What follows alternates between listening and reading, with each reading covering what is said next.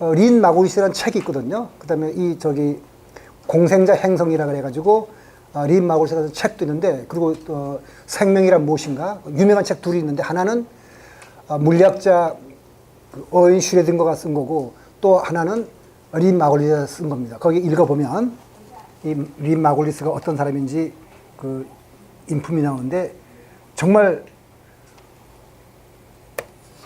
자기의 어떤 그 확신에 의해서 그냥 그렇게 그 진지하다기보다도 열성적으로 자기 주장을 굽히자는 사람도 보통 그렇게 많지 않은데, 린 마구리스는 그런 사람입니다. 그러니까 진화의 역사를 다시 쓴 이단자다. 이단자니까 노벨상을 못 받았다고 사람들이 생각을 합니다.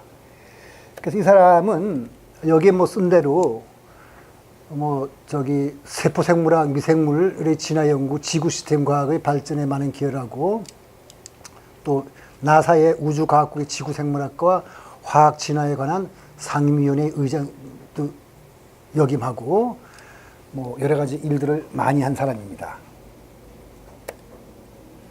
근데 일단 요 진화 마굴리스의 그 진화론을 이해하려면, 소위 그 공생 진화라는 걸 이해하려면 먼저 생물의 분류법을 우리가 조금 알아야 되거든요. 그래서 정통적으로 교과서에 나오는, 그러니까 여러분들이 아마 학교 다닐 때 그 저기 생물의 분류를 배웠다면은 이렇게 5가지를 배웠을 겁니다. 전통적으로 5개 분류법이라 해가지고 세균이 있어요. 이 세균은 원핵생물계라 해가지고 세포 자체가 그 세포핵이라는 게 없고, 그 다음에 여기에, 그 다음부터는 여기에 원생생물계라 그래가지고 아메바 같은 거, 이건 진핵생물입니다. 그 세포핵이 있고, 그 다음에 곰팡이가 있고, 그 다음에 식물, 동물이 있어가지고 보통 5개로 나누거든요. 이렇게 초기에 세균과 원생생물과, 요건 4개가 진핵생물이고, 요거는 원핵생물입니다. 근데 우리가 그 당시까지 학자들이 생각하기에는 뭐냐면은, 진핵생물은, 다세포 생물은 다 진핵생물이에요. 그러니까 진핵생물은 그 원핵생물에서 진화한 거라고 생각을 했는데, 어떻게 진화하는지가 알 수가 없었어요. 거기에 메커니즘이 나와 있는데, 아까 같이 무슨 돌연변이에서 뭐가 이렇게 바뀐다든지 하면 그 계산해 보면은, 조금 이따 계산 보여드리겠습니다만은 터무니없이 그 확률이 낮아요. 이걸 몰랐거든요. 그런데 여기 학문에도 또 운이 따라야 될 것 같긴 한데, 그 운의 얘기는 조금 이따 하긴 하고, 진핵세포와 원핵세포의 그림을 그려주면 이렇게 돼 있어요. 여기 진핵세포라는 것은 세포가 여기 저기 세포핵이 있고, 여기 막이 있고, 그 다음에 대개 미토콘드리아를 해가지고 독자적인 그 유전자를 가지고 있고, 그 생체 에너지를 생성하는 것이 있습니다. 그 다음에 식물의 경우에는 요 미토콘드리아 대신에 여기 엽록새라는 게 있고요. 그 다음에 원핵세포는 세포막이라는 거 없고, 그냥 이런 식으로 유전물질들이 저기 세포 질내에 이렇게 떠돌아다녀요. 그리고 여기에 뭐 플라스미드라 해가지고 유전을 정보하는 물질을 다른 세포끼리 이렇게 주고받고 해서, 어떤 면에서 이 세상에 있는 모든 세포는 한 덩어리라고 할 정도로, 우리가 그 관점이 문제인데, 아까 제가 말씀드린 대로 그 생명이 뭐냐, 마음이 뭐냐, 이런 걸 정의할 때, 정의해놓고 보면은 우리가 원래 원했던 거하고 달라지는 것처럼, 그 생명이 뭐냐 할 때 보면, 왜냐면 여기에 미생물, 여기에 미생물 하면 이것들끼리 뭔가 주고받으니까 물질 교환을 한다 그러면, 그것들은 그냥 하나의 생명체라고 생각한다면, 세상에 있는 모든 미생물은 하나의 생명체라고 말할 정도로 저기 미생물들 사이끼리는 유전 정보를 이렇게 서로 주고받고 그렇게 합니다. 근데 이 진핵세포가 되면 그러지는 않거든요. 뭐가 확실히 달라요. 그런데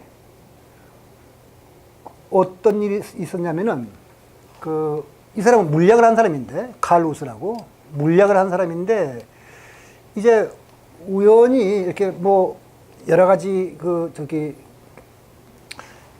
저기 물리학적인 방법으로 그 RNA 염기 서열을 이렇게 분석하다 보니까 이 사람이 처음에 생각을 할 때는 이 사람은 그래서 그 RNA를 해보면 원핵생물하고 진핵생물 딱 두 가지 묶음으로 뭐가 이렇게 딱 분리가 돼가지고 아까 말씀드린 대로 원핵생물, 원생생물, 균계, 식물계, 동물계 이렇게 해서 이렇게 진핵생물계, 원핵생물계로 나눠질 줄 알았는데 어떤 게 생긴 게 아니라 여기 원핵생물이라고 생각했던 거를 그 RNA 염기서를 분석해 보니까 고세균이라고밖에 이름을 붙일 수 없는 전혀 염기서열이 다른 세균들하고 다른 어떤 새로운 종이 있다는 걸 발견했습니다. 그러니까 6개가 되는 건 거죠. 왜냐하면 여기 원핵생물이라고 했던 것을 진정세균과 고세균이라는 것을 나눠진다고 생각했습니다. 그런데 보니까 이 고세균은 여러 가지 그 성질이 진핵생물과 더 가깝습니다. 여기에서 이제 린 마골리스가 획기적인 아이디어를 내는데 어떻게 되냐면은 이런 아이디어를 냅니다. 요거는 이제 그 생명 어떻게 시작되었는가? 요것은 제가 아까 말씀드린 대로 어떤 거대한 힘이라는 말씀드렸는데 그때 이제 종합적으로 말씀드리기로 하고 지금 현재 진화론은 요걸 얘기하는 거죠. 생명 어떻게 시작되었는가? 여기에 대해서 바로 진핵세포 어떻게 출현하였는가 하는데 아까 말씀드린 대로 세균을 제외한 모든 생명체는 진핵세포로 이루어졌고 고등생명체는 모두 진핵세포로 이루어진 다세포 생물, 세포가 여러 개가 다 붙어 있습니다. 근데 그 진핵세포의 출현을 칼 우스가 고세균을 발견함으로써 린 마고리스가 공생진화라는 개념을 제안을 합니다. 그게 뭐냐면은 공생진화라는 건 뭐냐면은 이게 아까 말씀드린 대로 진핵세포의 출현이 수수께끼인데 바로 그 마골리스가 공생진화를 만드는데 무슨 뜻이냐면은 이렇게 냈어요. 읽어볼게요. 린 마골리스는 진핵세포가 원핵 생물들의 공생체라는 가설을 내놨습니다. 다시 말해서 현재 진핵세포의 몸체에 해당하는 어떤 생명체가 박테리아를 잡아 먹으면은 근데 우리는 보통 먹으면은 소화를 시키는데 이 세균 같이 하등 생물 경우에는 소화가 대신에 세포 안에서 함께 살아서 그러니까 이것이 두 개가 있었는데 이게 먹어버렸는데 이것도 살아있으니까 합쳐져서 하나의 세포처럼 행동하고 요놈은 세포 내에서 자기 나름대로 생명체처럼 행동을 해요. 그게 우리가 미토콘드리아다. 그리고 그 염록체다. 이렇게 말한 거거든요. 그래서 함께 살면서 오늘날 진핵세포로 진화했다는 시나리오거든요. 그러니까 세포 소기관에 미토콘드리아와 염록체가 이때 포획된 박테리아의 후손이죠. 먹었는데 소화가 안 되고 그냥 살아있는 겁니다. 그래서 이 마골리스 교수는 공생가설의 주인공으로 어떤 고세균을 끌어들였고요. 뭐 이름은 중요하지 않고요. 이 고세균에 포획된 박테리아가 세포 내 소개 기관이 됐다는 가설을 세웠습니다. 그래서 1990년대 큰 인기를 끌고 그 다음에 이제 바로 얼마 있다가 그 생명 진화의 그 고세균이 새로운 게 발견돼가지고 사람들이 귀찮았는데 이게 바로 그 진핵세포가 출현하는데 핵심이구나 하는 걸 알게 되면서 생명질의 핵심적으로 탈바꿈하고 이제는 이 공생 진화설이 그 생물학 교과서에 실리게 됩니다. 근데 어떻게 하냐면 여기 요 그림을 그렸는데 여기에 숙주세포가 있으면 여기에 어떤 그 미토콘드리아가 될 만한 그런 어떤 호기성의 세포가 접근하면 이걸 먹었어요. 먹으면서 자기들의 그 내부적인 어떤 조절에 의해 가지고 이런 식으로 남조류는 엽록체가 되고 그다음에 호기성 세균은 미토콘드리아 돼 가지고 요것은 동물 세포, 요건 그 식물 세포 이런 식으로 나눠졌다. 그러니까 먹었는데 먹었는데 소화가 안 되고 살아남은 거죠. 그래서 이렇게 지금 보면 남세균이 엽록체 같은 그림인데 들어와서 이거 식물세포가 되고, 그 다음에 그 고세균이 호기성 세균을 먹어서 이렇게 미토콘드리아가 되면서 동물세포가 됐다. 공생하는 거. 이것도 살아있고, 엽록체도 살아있고, 여기 호기성 세균도 미토콘드리아에서 살아있습니다. 미토콘드리아는 자기의 독자적인 DNA를 가지고 있고요. 이렇게 해서 이게 바로 그 진해세포의 출현에 대한 그 린 마골리스의 소위 공생 진화설입니다. 그런데 이제 조금 더 지금 그 말씀드린 걸 정리해 보자면은, 지구가 탄생한 뒤 수억 년, 그러니까 대략 지구가 탄생한 게 46억 년이고, 그 생명체가 탄생한 걸 38억 년이라고 하니까 대략 한 8억 년쯤 흘러서 세균이 출현했고, 그들은 지금도 생물권의 주요 부분을 차지하면 우리 곁에 있습니다.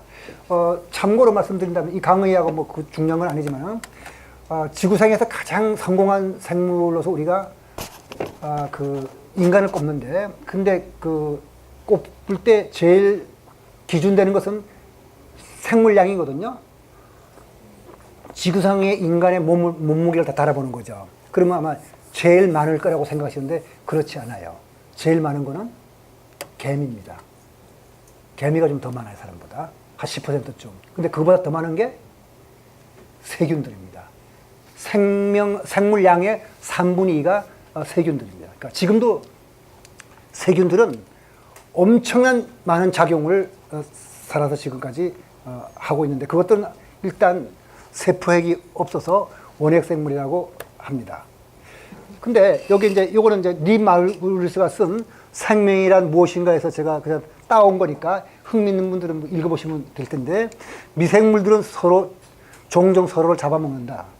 그러나 잡아먹는다고 해서 다 소화가 되는 것은 아니다. 그들은 합쳐져서 새로운 종을 만들기도 한다. 먼 옛날에는 먹기와 짝짓기가 동일한 것이었다고 생각된다. 이게 린 마골리스의 생각입니다. 뭐 여러분들이 동의하라는 것은 아니고, 그러니까 우리가 사랑하는 사람은 그 어린애를 보고 이거 먹고 싶다는 식으로 말할 정도로, 아마 그냥 우스갯소리입니다만은 우리가 원생생물 시절에부터 갖고 있던 어떤 그 습성이 그런 언어로 표시가 됐는지 모양이죠. 예. 네. 그 다음에 이거는 뭐 지금 말씀드린 대로 미토콘드리아와 엽록체가 각각 그 어떤 그 우리가 지금 말하는 미토콘드리아가 여기 알파 프로테오 박테리아라는 어떤 박테리아가 고세균에 먹히면서 생겨났고, 남세균도 그냥 그렇게 생겼다는 뭐 그런 얘기에서 린 마골리스가 말한 것을 제가 그냥 써놓은 겁니다. 근데 한 가지 재미있는 거는, 과연 진핵세포가 그 고세균이 그 여기에 쓴 대로 알파 프로테오 박테리아라든가 남세균을 먹어서 진핵세포가 된 걸로 끝나느냐. 그게 아니라는 생각을 이 린 마골리스는 하고 있습니다. 그래서 무슨 뜻이냐면은, 아까 생명체를 분류할 때 생물의 5개라 그랬는데 모두 공생을 통해 서로 이어져 있다고 보는 겁니다.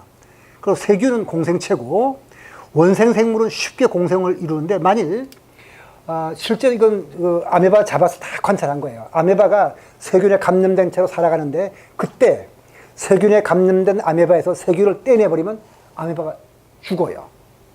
그러면은 우리가 생명체라는 걸 뭐라고 불러야 될 건지, 이거는 이제 조금 있다가 이렇게 부처님의 깨달음하고도 좀 연결시켜서 생각해 보고 싶은 건데, 감염된 세균을 없애면 아메바도 죽어요. 그러면 자, 여기 세균이 하나 있고 아메바가 먹었어요. 그럼 이건 분명히 세균에 감염된 아메바에 할 때 이 생명체가 몇 개인가요? 하나라고 그러시겠어요? 두 개라고 그러세요? 세 개라고 그러겠어요? 그런 걸 좀 생각해 볼 필요가 있습니다. 왜냐하면 부처님의 그 설법에 그런 말이 나옵니다. 나는 하나에서 여럿이 되기도 하고 여럿이 하나가 되기도 한다는 그런 말이 나오는데, 그 다음에 동물, 식물, 균류도 쉽사리 공생을 하는데 모든 진핵세포가 공생의 생물은 물론 아니지만, 근데 실제로 그 토끼 같은 그 생명체가 있을 때 거기에 들어있는 내장 속에 들어있는 박테리아를 다 뽑아내버리면 토끼가 죽어요. 그러면 토끼는 뭐냐? 그러면 우리가 토끼라고 부르는 그 생명체와 거기 내장 속에 기생되고 있는 박테리아를 합쳐서 토끼라고 해야 될 건지, 그걸 생명체 하나라고 해야 될 건지, 따로따로 띄어 생명체일지 몰라요. 어쨌든 토끼를 세균의 공생자로 생각했겠지만 어렵겠지만 실제로 그들은 공생체로서 세균을 뽑아내면 죽습니다. 사람은 어떨까요?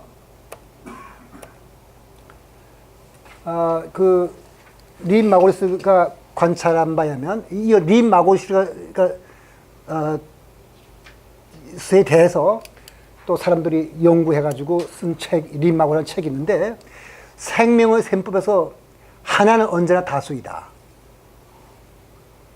이건 왜 이걸 골라 썼냐면은, 니까에 나오는 부처님의 설법하고 너무 비슷했어요. 부처님이 뭐냐면, 나는 그 선정에서 이러이러한 단계를 이루고 난 다음에 이제 초능력을 발휘해서 뭐 여기저기 다니는데, 때로는 하나가 되기도 하고 여럿이 되기도 하고 뭐 다수가 되기도 한다는데 너무 비슷해요. 다수는 때로는 하나가 되기도 하며, 더 자세히 살펴보면 다수는 하나는 다수로 이어짐이 드러날 수 있다. 그 다음에 리는 우리 인간이 단지 세포의 군집에 불과된 것을 보여준 사람이었다. 우리 인간이라는 것이 어떤 하나의 생명체가 아니라 마치 지구가 여러 생명체의 조합인 것처럼 우리도 그런 존재라는 뜻입니다. 이 군집은 100쪽에,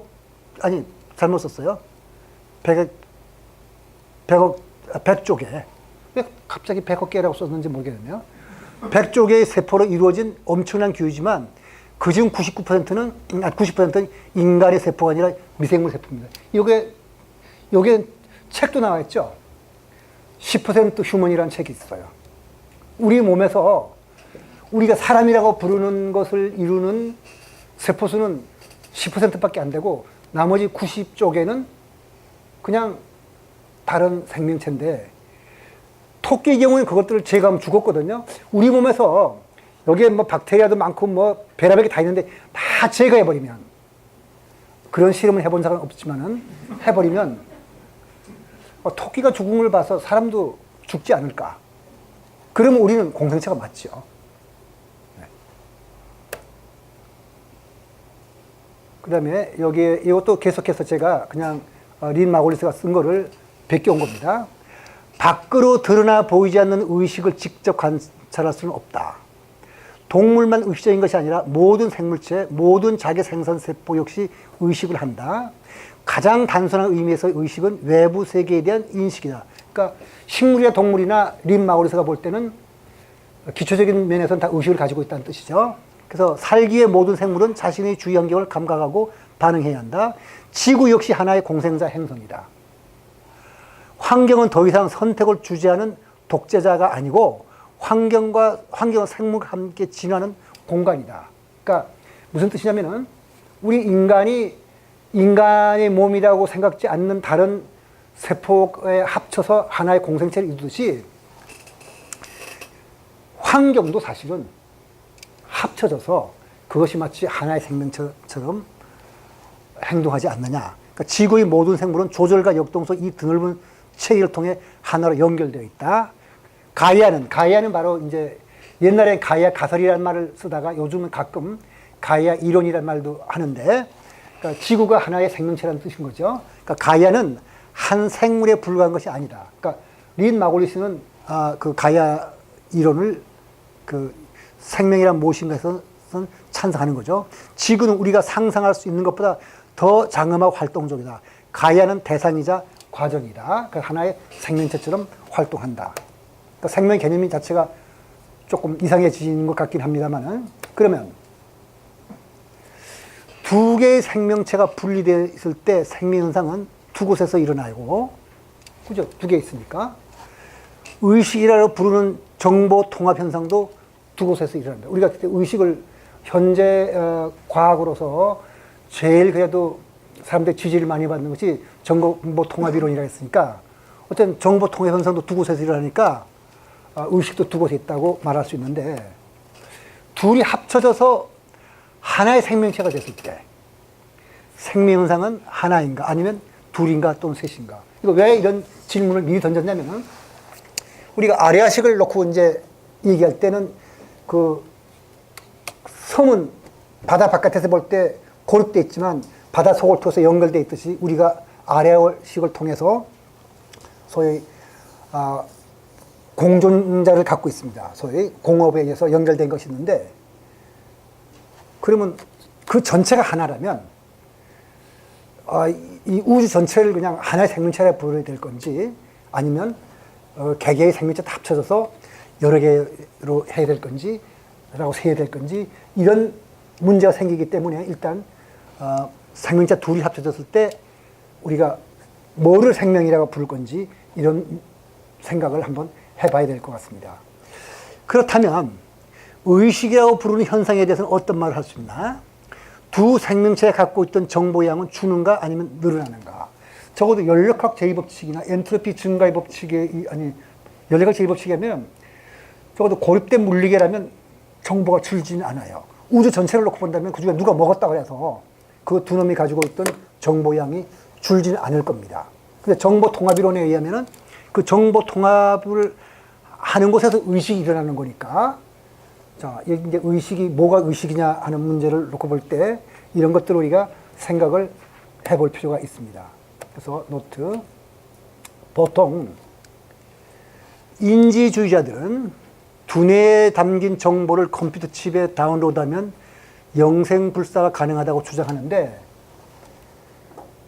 그럴지 안 그럴지는 아무도 모르지만 적어도 그 인지주의자들은 고전적 인지주의자들은 그렇게 주장을 하고 그런 각도에서 책도 쓰고 하는 사람 많죠. 구글의 이사 레이 커즈웰 같은 사람은 특이점이 온다라든지 이런 데서부터 한 앞으로 100년 이내로 인간은 우리의 머릿속에 드는 정보를 전부 다 컴퓨터 USB에다 다운로드 해서 그놈을 어디다가 꼽아서 그 작동시키면 그 새로운 데서 살아갈 수 있다 뭐 이런 얘기를 하는데 가능할지 안 가능할지 모르지만 부분적으로 가능한 건 맞습니다. 일부의 조그만 정보는 그렇게 되거든요, 실제로. 자, 어쨌든 이렇다면 의식도 정보로 나타낼 수 있고 측정할 수 있을 거예요. 그렇다면 물질계와 의식에 담긴 정보의 질과 양을 구분할 필요는 없습니다. 다시 말해서 물질도 우리가 정보에서 출현한 거고 의식도 정보의 조합에서 나온 거라면 뭐 물리계에 대한 정보, 의식에 대한 정보 따라 펴고 그냥 정보라는 한마디로 물질에 대해서도 얘기할 수 있고 의식에 대해서도 얘기할 수 있는데 지금 설명드리는 것은 어떤 하나의 일부 학자들의 주장을 많이 받아들인다면 그런 말을 할 수 있다는 것이 이것이 보편적인 어떤 과학적인 그 지식이라든가 과학적인 그 원리는 아닙니다. 그걸 여러분들이 이해해 주시기 바랍니다. 자, 근데 어쨌든 그렇다면 개체의 의식이 남아있는 채로 공생체는 또 다른 의식을 가질 가능성이 있는 것인가? 그러니까 이것도 아까 말한 대로 하나의 생명체가 다른 생명체를 먹었는데 죽지 않고 공생한다면 그때 이것이 하나의 의식을 가지고 있고 이것도 의식을 가졌는데 합쳐진 것도 뭔가 교류하면서 정보가 통합됐으니까 거기서 새로운 의식이 나오는 것인가? 그러면 그때는 우리가 의식이 세 개가 있다고 말할 텐데 적어도 석가모니 부처님의 체험을 살피면 그렇게 해석할 수 있는 여지가 있습니다. 아까 말씀드린 대로 나는 하나에서 여럿이 되고 여럿에서 하나가 된다 이런 얘기가 나오니까 그래서 우리가 한번 도대체 개체의 생명이 뭔지 또 그 우주와 자타불이 너와 나의 구별이 없다는 것이 뭔지 하는 이 개념을 어떤 식으로 한번 우리가 과학적으로 접근해 볼 수 있는가 이런 뜻에서 이런 문제들을 제기한 겁니다. 우선 부처님의 그 설법과 체험해 보면요. 여기에 썼습니다만은 나는 내가 원하는 대로 사유와 숙고가 멈춰진 뒤 내적인 평온과 마음의 통일을 이루고 사유와 숙고를 여여 산매에서 생겨나는 희열과 행복을 같은 두 번째 선정이다. 이렇게 해서 이제 선정 단계를 원하는 대로 하다가 마지막에 상수면에 들어요. 그러니까 최고 단계죠. 든 다음에 뭐라 하냐면 나는 내가 원하는 대로 여러 가지 초월적 능력을 경험한다.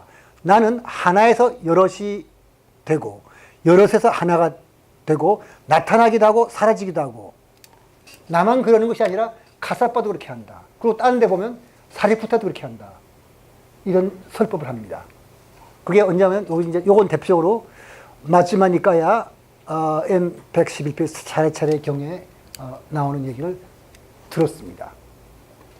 그럼 우리가 생명이라는 것이 도대체가 어떻게 이해하고 해석하고 우리의 이 자연계에서 나타나는 이 차별성이라는 건 뭐라고 해야 될까? 이런 걸 한번 접근해 보자는 뜻에서 이러는 건데, 그 다음에 이것도 있어요. 무다나. 요거는 이제 우주와 내가 하나가 됐어요. 그러니까 마치 우주와 내가 하나 됐으니까 거기 생명체가 하나밖에 없는 것처럼 보이네요. 비구들이요. 흙도 없고 물도 없고 불도 없고 바람도 없는 그런 영역이 있다. 왜냐하면 불교에서는 지수화풍으로 우주가 됐다는데 그런 거 없어요. 왜냐하면 우주와 내가 하나가 돼버렸기 때문에. 그 속에는 이 세간도 없고 출세간도 없고 그것은 만들어진 것이 아니며 이것은 괴로움이 끝이다. 그거는 뭐가 조작된 것이 아니고 그냥 원래 있는 그대로인 것은 그런 것이라는 뜻이라면 그건 하나의 생명체밖에 없는 거잖아요. 부처님은 그 자기의 그 경험으로 이렇게 얘기한 거니까. 자, 여기서는 우주와 석가모니라는 개체의식이 하나로 통합되어 있어요. 하나 있어요, 분명히. 우주 전체가 하나의 생명체처럼 석가모니 의식에 통합되어 있는데, 그런데 우리가 생각할 거는, 근데 석가모니 부처님은 분명히 여기 걸어다니면서 돌아다닐 때, 저를 만나면 내가 김성군지를 모르고 여러 번 만나면 여러 번지를 모르겠어요? 그러니까 분명히 우주와 자가 하나지만 석가모니라는 개체는 분명히 존재합니다. 여럿이 존재해요. 그러니까 어떤 각도로 보면은 개체가 있고 분리가 되어 있는 그 속에는 아까 제가 그 멘델과 다윈과 같이 하나는 지극히 박복하고 한쪽은 뭐 운이 좋아서 그렇게 좋을 수 없는 그런 차별이 있어요. 그런데 요 관점에서 보면은 그런 차별이 없습니다. 이게 논리적인 모순인가? 그건 논리적인 모순이 아니라 어느 하나의 관점에서 봤기 때문에 그런 것이 이 관점에서 보면은 아무런 모순이 없습니다. 그냥 하나니까. 그러니까 전체가 하나 된 자에게는 대립과 모순이 없습니다. 그렇지만 분리된 자에게는 분명히 멘델은 억울하고 다윈은 운이 좋은 그런 대립과 모순이 있고 차별이 있습니다. 이 우주랄까 우리 삶을 어떤 각도에서 어떻게 봐야 될까? 그런데 신기하게도 우리나라 학자들은 그 지금 전현수 박사라는 분이 뭐 이렇게 그 깨쳤다 해서 여러 가지 얘기를 하는데 거기에 대해서는 자세히 모르겠지만은 그 하버드의 제임스 오스틴과 같은 뇌과학자는 자기의 그 과정을 다 써놨기 때문에 그 쉽게 이해할 수 있는데 그 사람도 자타불이의 우주와 내가 하나가 된 경험을 하고 그거를 뇌과학 입장에서 자세히 쓴 것이 한 권은 번역됐고 한 권은 번역되지 않습니다.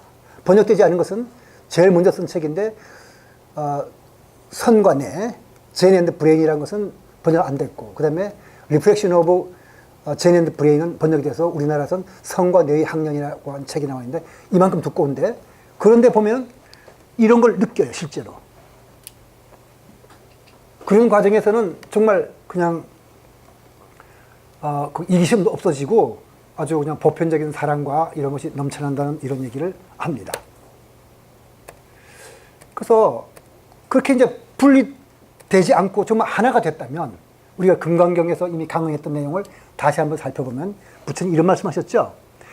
그 국토에 있는 여러 가지 마음을 열애는 다 한다. 왜냐하면 열애는 여러 가지 마음이 모두 다 마음이 아니라 설하였으므로 마음이라 말하기 때문이다. 근데 그냥 뭐 하나인데 그 뭐 중생 마음 뭐 수백억이라는 게 의미가 없죠.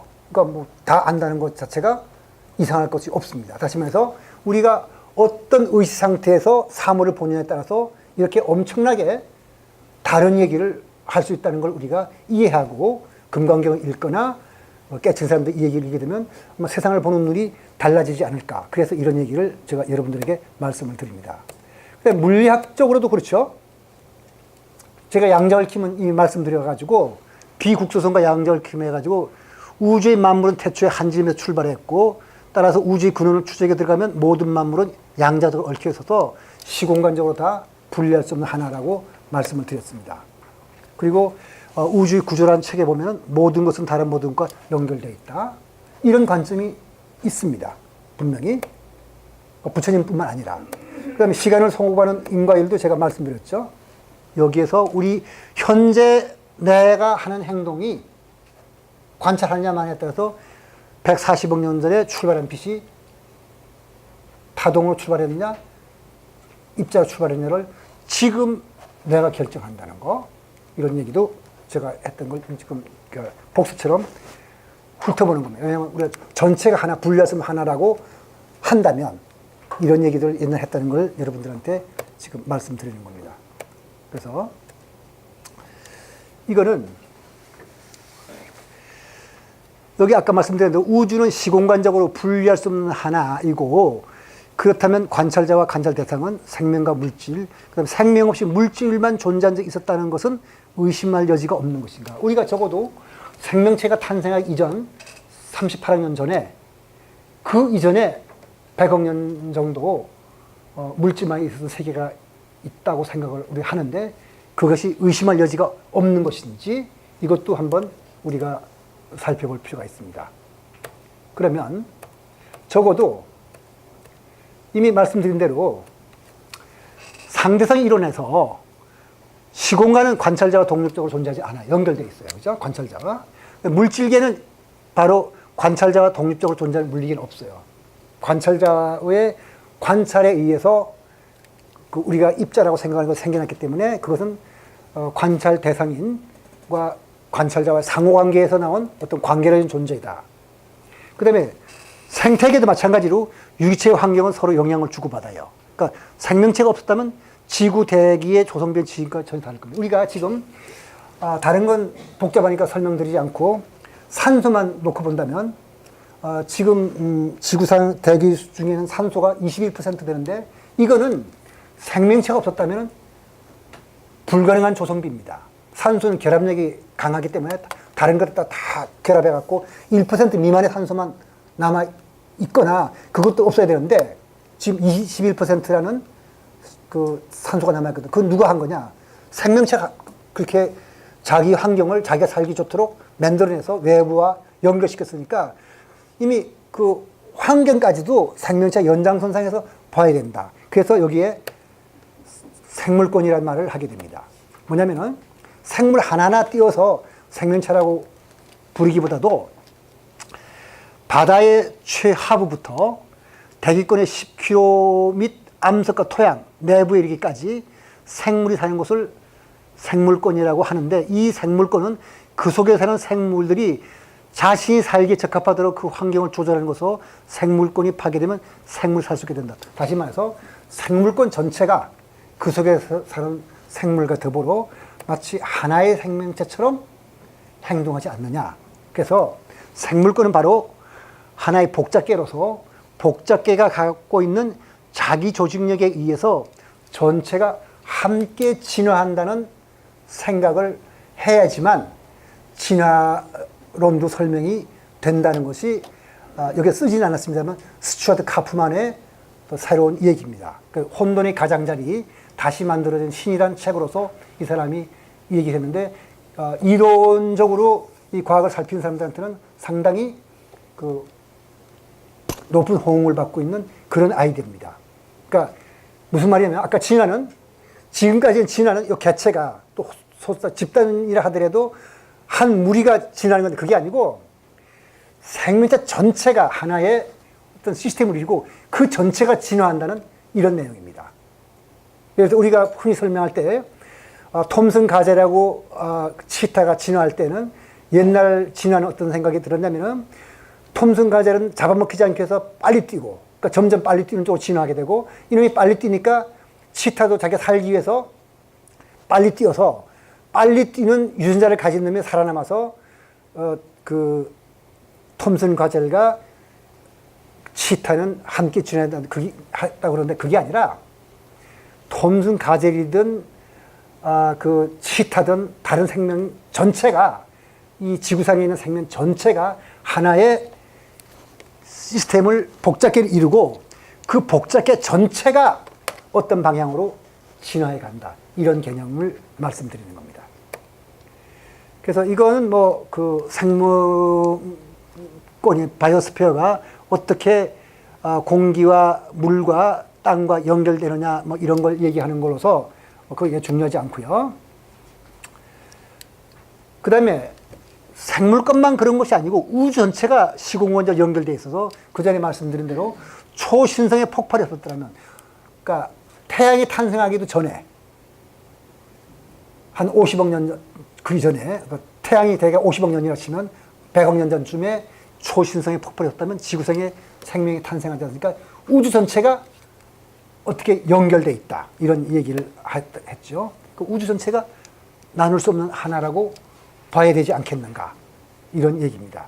그리고 아까 말씀드린 대로 실제로 깊은 선정에 든 사람들은 우주와 내가 하나라는 말들을 합니다.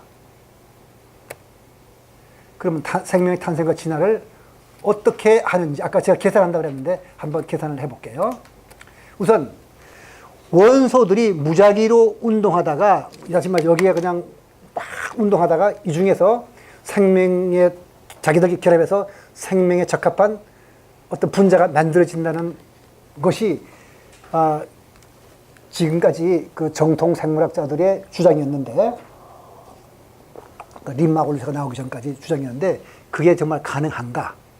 그러니까 생물 탄생설을 놓고 보면은요 유기화합물의 형성에서 생명체가 출현했다는 말은 바로 이 말입니다. 그냥 유기화합물들이 적당히 이렇게 뒤섞여 나가 보니까 하필이면 그 중에 복제자가 출현하고 생명이 탄생하게 좋은 결합이 생겼어요. 그래서 생명체가 탄생했다는 그런 생명체의 출현설, 외계 생명설. 외계 생명설은 지구상의 생명은 저 외계에 있는 혜성이나 이런 데서 왔다는 걸로서 가능합니다. 한데 그건 근데 외계 생명 그럼 그 외계에서 어떻게 생겼느냐를 따진다면 역시 위에 돌아가야 되죠. 같은 거죠. 그 다음에 하나가 지적 설계론. 이거는 뭐냐면 하나님과 같은 고도의 하나님을 지성이라고 부르기 좀 미안합니다만은 하나님과 같은 고도의 지성체가 어떤 설계에 의해서 컴퓨터 프로그램 하듯이 생명을 만든 거 아니냐. 그럼 그 지적 생명체는 어떻게 생겼냐 하는 문제가 생기니까 크게 중요하지는 않다고 보겠습니다. 이거가 중요한 거고 그 다음에 하나는 아래식 전변. 이거는 아래식은 이제 제가 지난번에 말씀드린 대로 정보의 집합이라고 했습니다. 근데 그 정보는 그냥 흩어져 있는 집합이 아니라 자기들끼리 상호작용하는 그런 정보의 집합이었는데 거기에서 어떻게 하다가 인식 대상과 인식 주관이 동시에 출현했다는 건데 유식불교에서는 허망분별이라고 하는데 제가 여기서 설명할 때는 이걸 갖다가 우리가 창발이라고 불렀던 것 같은데 안 불렀다면 지금 여기서 부르겠습니다. 근데 아까 외계 생명은 별로 중요한 거 아니죠. 왜냐하면 외계에서 그럼 어떻게 생명체가 유기화됐냐 할 때 그 생략하고요. 그럼 한번 이제 아까 말한 대로 여기에 이제 무작위로 돌아다니던 분자들이 결합해가지고 생명체 탄생에 적합한 분자를 만들고 그 분자가 생명체 탄생하게 적합한 복제자나 단백질을 이제 합성한다는 걸 생각합시다. 그걸 계산해 보려고 하는 건데, 자 우선 키보드 여기 찾아볼 키보드 대개 세번 50개쯤 돼요. 근데 문자판 50개쯤 되는데 한번 키를 18번 치면은 요게 투비, 오하나 투비 세보면 하나, 둘, 셋, 넷, 다섯, 여섯, 일곱, 여덟, 아홉, 열, 열하나, 열둘, 열세, 열네, 열다섯, 열여섯, 열일곱, 여덟이 딱 어떻게 그냥 무작위로 치다가 투비오나 투를 칠 확률을 계산해 보면은 한 번 투로 칠 확률은 50분의 1이잖아요. 18개 쳐야 되니까 이렇게 되거든요. 이 계산해 보면 10의 마이너스 36승 분의 1입니다. 이 숫자가 얼마만큼 작은 숫자인지 여러분이 상상되지 않겠지만은 제가 이해를 돕기 위해서 한번 다르게 계산해 봤어요. 우주의 나이가 140억 년이라는 것은 초로 계산하면 10의 17승 초입니다. 굉장히 조그맣죠? 그만큼 지수란 건 무서운 숫자예요. 그 1초에 1초에 원숭이에 10자를 칠 수 있다고 가정하죠. 10자를 칠 수 있는 원숭이 한 마리가 우주가 탄생한 이래 10의 17수 동안 타자를 치면은 요만큼밖에 못 쳐요. 왜냐면 10개 치니까. 10의 17수 동안에 1초에 10개 치면 요만큼 치거든요. 그러면 이만큼 쳐서 1이 되려면 어떻게 해야겠어요? 이 원숭이가 우주 역사 동안 투비오나 투비를 칠 확률은 요것밖에 안 돼요. 따라서 요거 1까지 만들려면은 10억 마리 원숭이가 100억 년 동안 쉬지 않고 1초에 100열자를 치고 빅뱅이 또 10억 번 있었다면 요걸 칠 수 있으니까 어떤 의미 있는 문자열이라든가 분자열을 만든다는 게 얼마나 어려운지를 여러분들 여기서 뭐 계산은 뭐 저기 수식에 익숙하지 않으면 못한다 하더라도 그냥 짐작으로 야 저렇게 의미 있는 문자열을 만든다는 것이 어렵다는 말은 문자열을 만든다는 것과 분자열이 만들어진다는 같은 개념이니까 어렵다는 걸 생각할 수 있을 거예요. 그래서 어떤 사람이 이론 생물학자죠. 사피로라는 사람이 1987년에 우연히 생명을 창조했다고도 시도가 2.5 곱하기 10의 25복 있었다고 가정을 했어요. 이게 뭘 의미하냐면은 지구의 나이가 46억 년이니까 생명의 출현할 때가 40억 년이거든. 그럼 10억 년이라는 건 10의 16수 초예요. 따라 10의 25번이라는 것은 1초에 2 곱하기 10억 분의 생명이 탄생할 기회가 있다는 뜻입니다. 근데 지구의 면적이 얼마냐면은 대략 5억 평방킬로미터거든요. 그러니까 바다까지 합쳐서. 그래서 2.5 곱하기 10의 25분의 생명 탄생의 기회가 있다는 것은 뭐 바다고 육지고 그래 따지지 말고 1초에 1제곱킬로미터당 10번 정도의 생명이 탄생할 기회가 있었다는 뜻입니다. 근데 그렇다고 가정하고 이제 생명체의 몸을 구성하기 위한 분자열을 만들어 보죠. 어떻게 그 확률이 얼마인가? 자, 생명체 활동은 효소의 기능에서 시작되거든요. 따라서 하나의 기능 효소의 구성을 하려면 20종의 아미노산의 집합이 되는데 대개 이 아미노산들이 무작위로 선택되고 무작위한 순서로 배열된다면 200개의 아미노산을 갖는 박테리아의 호소를 얻을 확률은 되게 여기 20종류의 아미노산이 그것들이 200개가 결합되니까 요 정도 돼요. 그 한 개의 박테리아는 2000종류의 효소가 필요하기 때문에 이것이 만들어질 확률은 다시 여기다가 2000을 곱해내니까 이만한 숫자입니다. 아까 10 마이너스 36승도 일어나기가 힘든 확률이었는데 이건 이런 일이 일어날까요? 우연히? 그러지 않을 거다. 이게 누구의 주장이냐면 스튜어트 카프만의 주장입니다. 그래서 스튜어트 카프만은 어떻게 창발로 얘기하는 거예요. 어떻게 창발이란 건 뭐냐? 알겠습니다. 분자들이 집단이 하나 있는 세포를 형성하기 위해 정확한 방법으로 모인다는 것이 어떻게 가능했을까? 아까 계산해 보니까 불가능했죠. 투비와나 투비도 10의 마이너스 36분의 1밖에 안 되는 확률이었는데 살아있는 유기체가 자발적으로 발생한다는 것은 불가능하다. 그러면 생명이란 생명 이전의 화학계에서 다양한 분자들이 복잡한 정도가 어떤 문턱치를 넘어서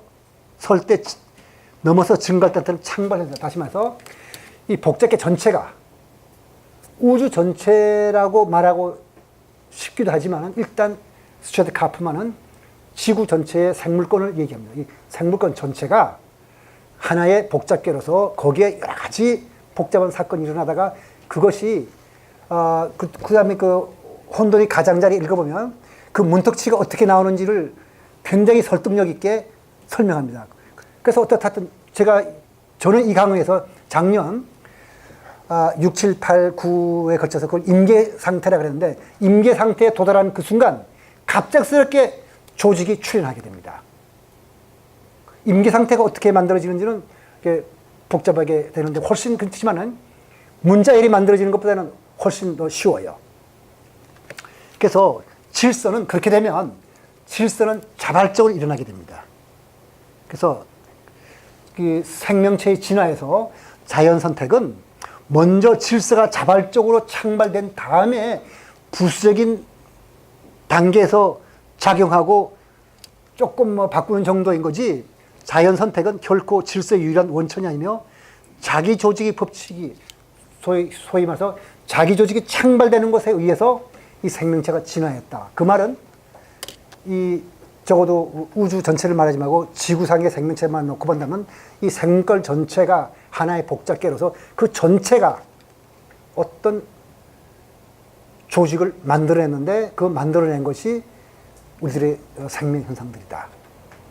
그거를 이제 우리가 이제 불교적으로 다시 한번 정리해 보면요.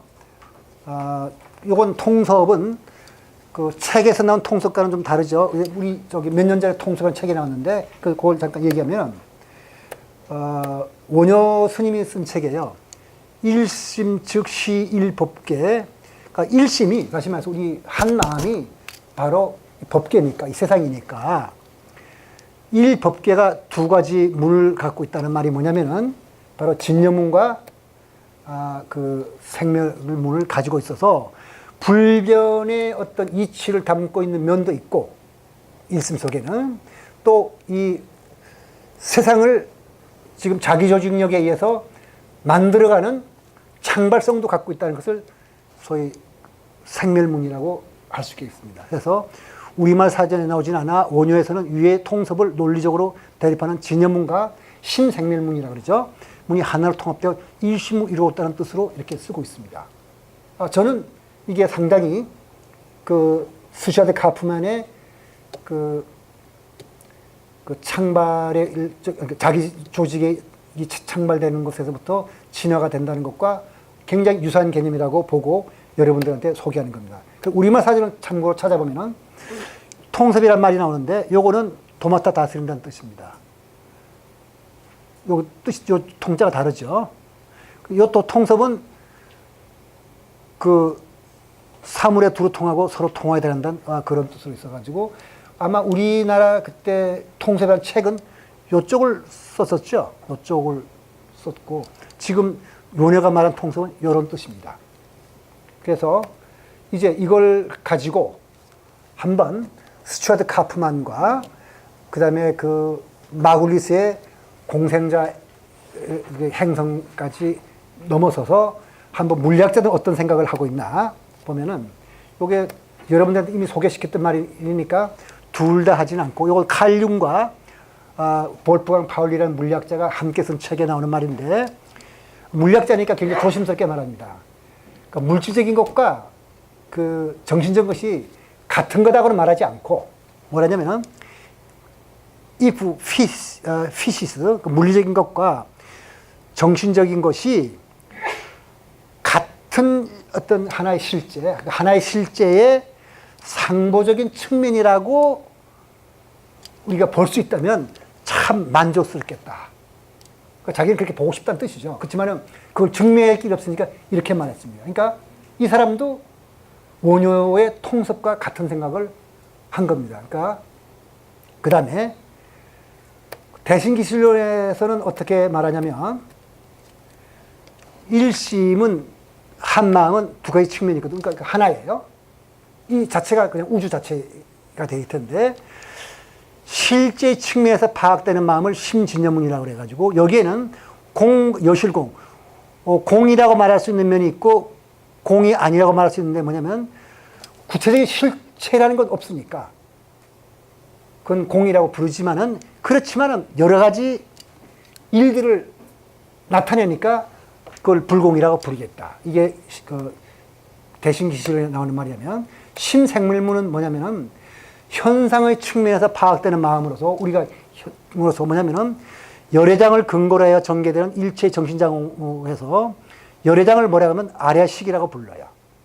이 아래아식은 그럼 뭐냐면은 이것이 변한 것이 지금 유식학에서는 이 우주라고 말하는 거니까 바로 스튜어트 카프만의 말을 빌린다면 바로 아레아식은 정보의 집합이니까 정보로 이어진 복합적 개입니다. 그리고 거기에서 우주를 만들어내는 식전별이라니까 바로 아레아식의 창조성이라는 것이 심생멸문이라는 것은 바로 아레아식이 세상을 만들어내는 창조의 능력, 즉 자기 조직력이라고 우리가 해석할 수가 있겠습니다.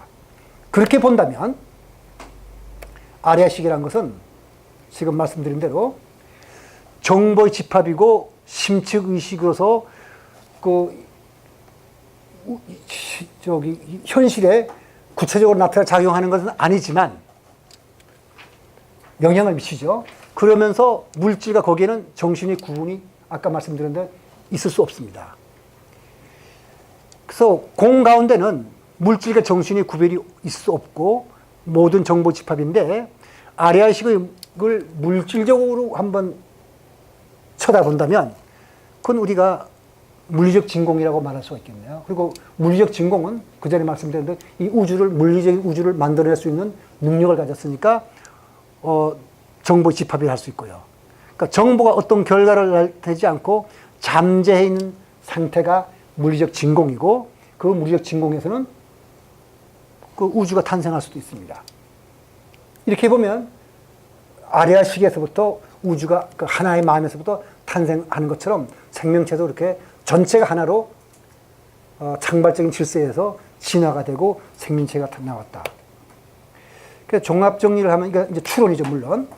다시 말해서 그 금강경에 나오는 내용들과 부처님의 말씀을 기존에 나와 있는 과학적인 사실과 더불어서 한번 우리가 이런 말을 할 수 있느냐 하는 뜻에서 찾아온 건데, 물질과 정신은 이분법적인 사고에서 나온 관념일 뿐이고 영기공 중도가 사물의 실상이지만 사물의 실상은 아까 말씀드린 대로 중도라는 것은 논리적으로 대립되는 개념이 말하는 거니까 말로 표현할 수 있는 것은 아닙니다. 그래서 근데 영기공 중도의 이치는 모든 곳에서 볼 수가 있습니다. 그래서 말로 표현하면 그것은 벌써 하나의 관념일 뿐이지만 깨달음을 통해서 놓고 보면 우주 전체는 부처님 말씀대로 우주 전체가 그나마 하나의 보편성을 가진 어떤 질서 있는 존재입니다. 그런데 아까 말씀드린 대로 이제 과학적으로 말하면 거기에서 창발성이라는 게 나타나가지고 거기에서 하나이긴 하지만 그 하나의 복잡계에서 여러 가지 또 부분도 복잡계니까 부분적으로 여러 가지 생명체가 나타나서 뭐 여러 가지 뭐 시로에 나타나고 하지만은 그 전체가 알고 보면 그냥 한 마음의 어떤 활동일 뿐이다. 따라서 그걸 이제 깨달음에서 얻어야 되는데 그럼 깨달음을 얻으려면 어떻게 되느냐? 아까 제가 말씀드린 대로 이미 답을 말해 줬었죠. 우리가 종개인 존재인 좀 알고 그냥 결과를 기대하지 말고 최선을 다해서 수인사 대천명하는 것이 불교도로서의 바른 삶을 살아가는 자세다. 이것이 이 금강경 강의 마지막이고 다음 시간에는 이제 말하기 힘든 거 이런 걸 다 얘기했으니까 신비주의와 윤회에 대해서 제가 조사한 바를 발표드리고 말씀드리도록 하겠습니다. 오늘 강의 여기서 마치도록 하겠습니다. 네, 뭐 지식이 정말 깜짝 놀랄 만큼 방대하고 또 그걸 굉장히 조직화하시는 능력이 정말 탁월하십니다. 정말 선생님 삶이 진사 개천명 하시는 것 같습니다.